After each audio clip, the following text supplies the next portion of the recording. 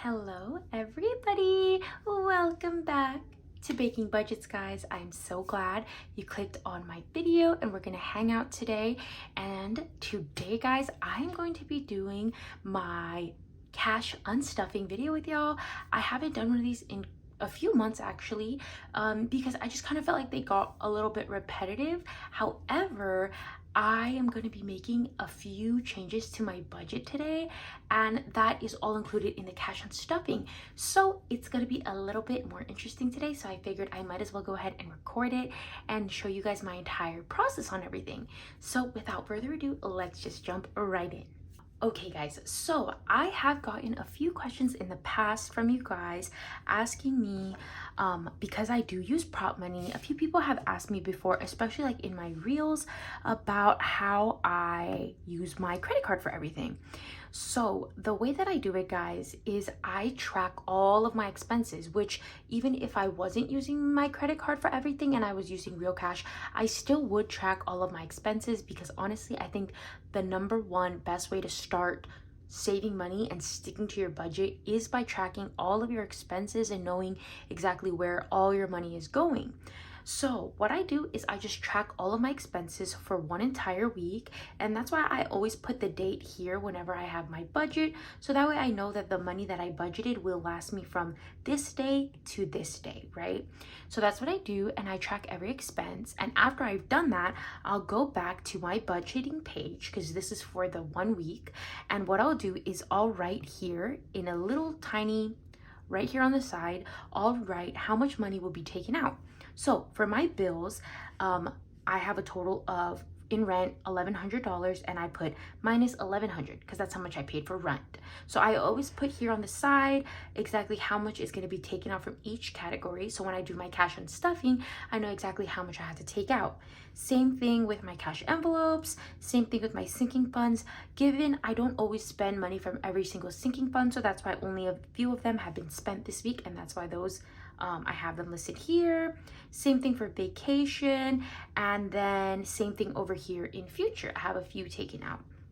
So that's what I do. I just track everything, and then I go ahead and write it down here on the side after I add it all up. So obviously for like food, I don't write down like, oh, minus $23 from Fred Meyer's, minus $40 from Walmart.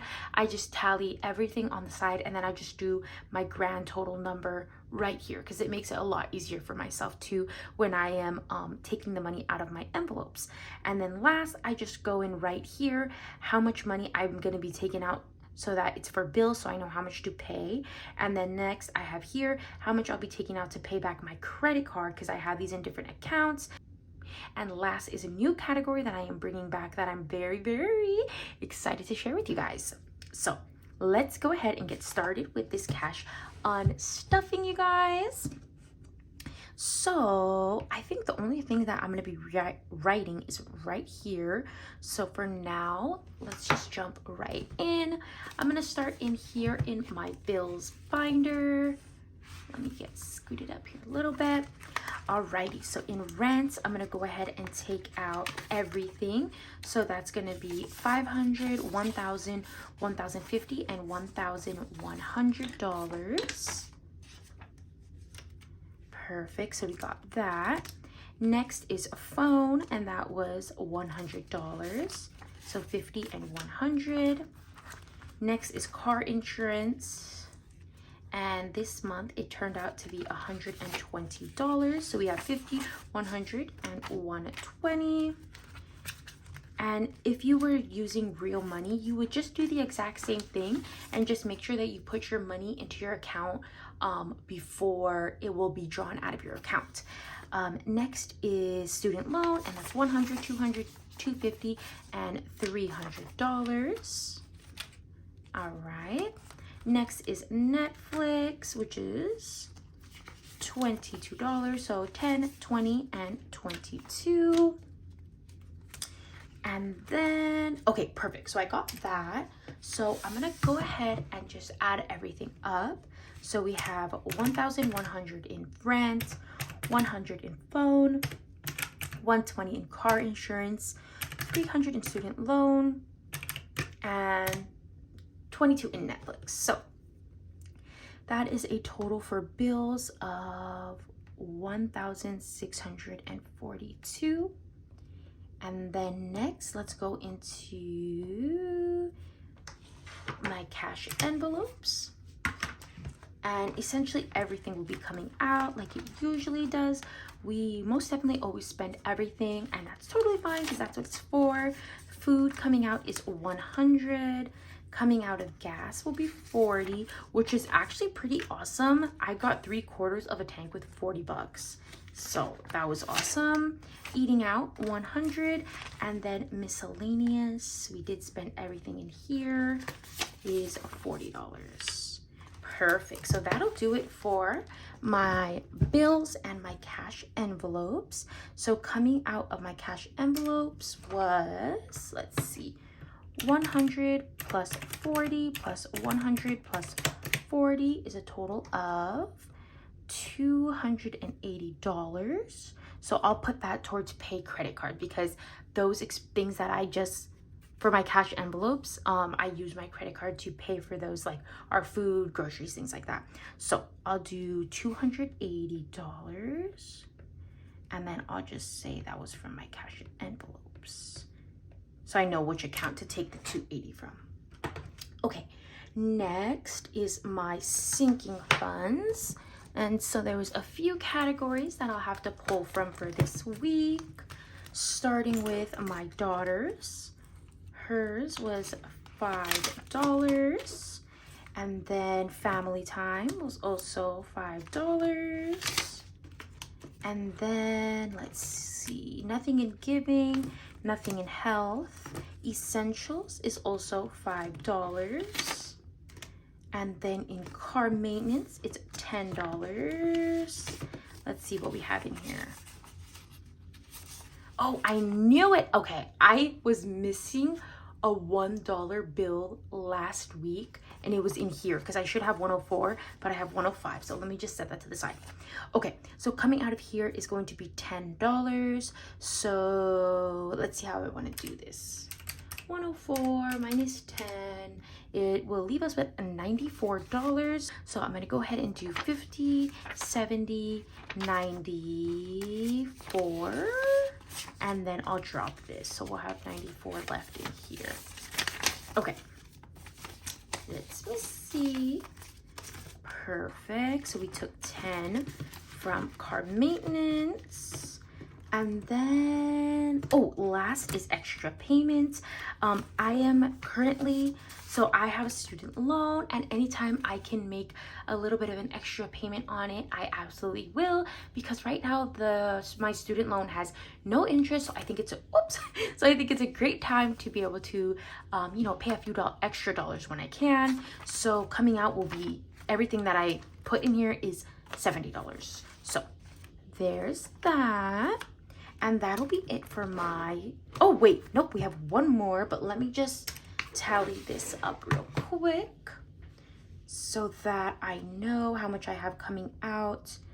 All right, so here we have 5 plus 5 plus 5 plus 10 and 70.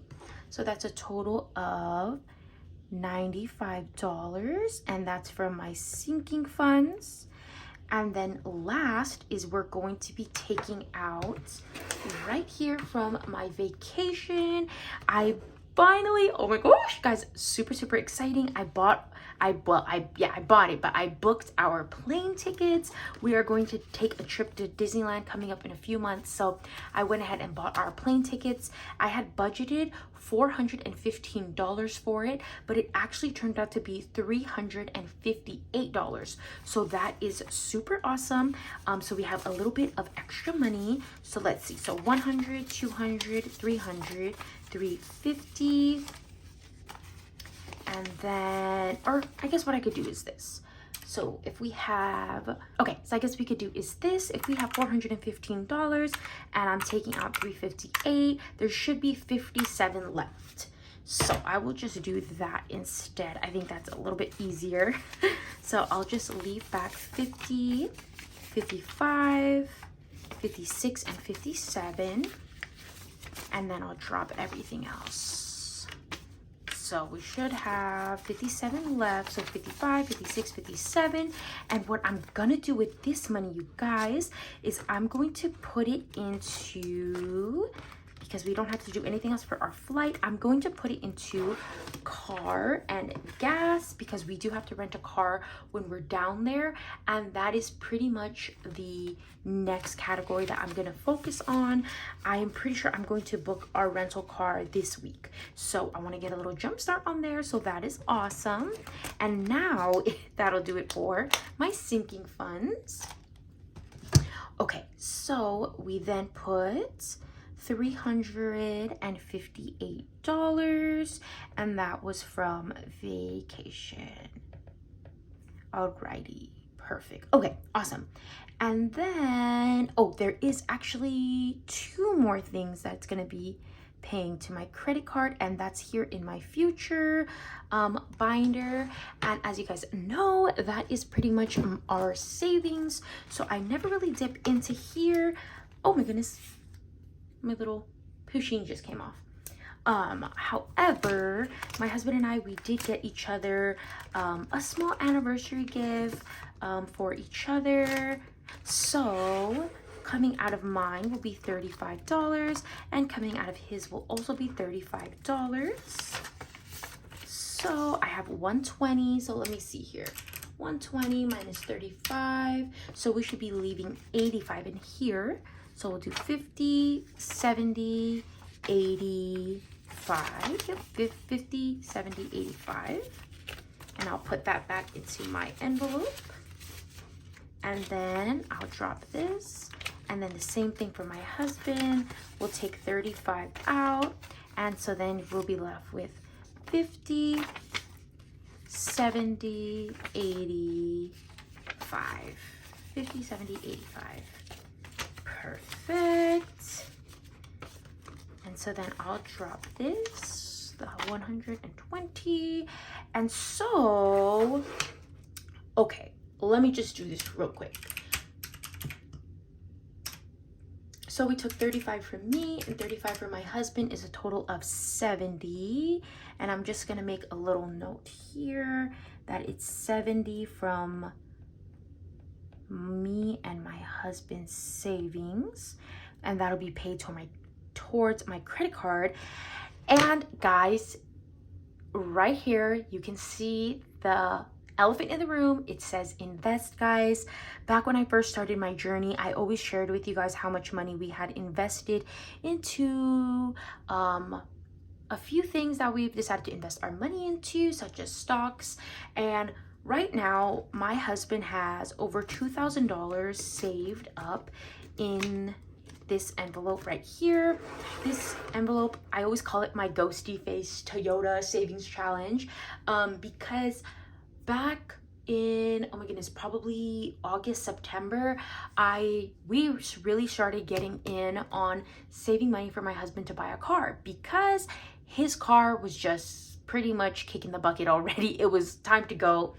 But before we had the chance to buy a car for him, my husband did get a promotion at work, and he got promoted to a higher level of leadership. And because of that, his company now gave him a car to use, and they're paying for his car insurance and they're paying for his gas. So because of that, I continue to save money for his future car.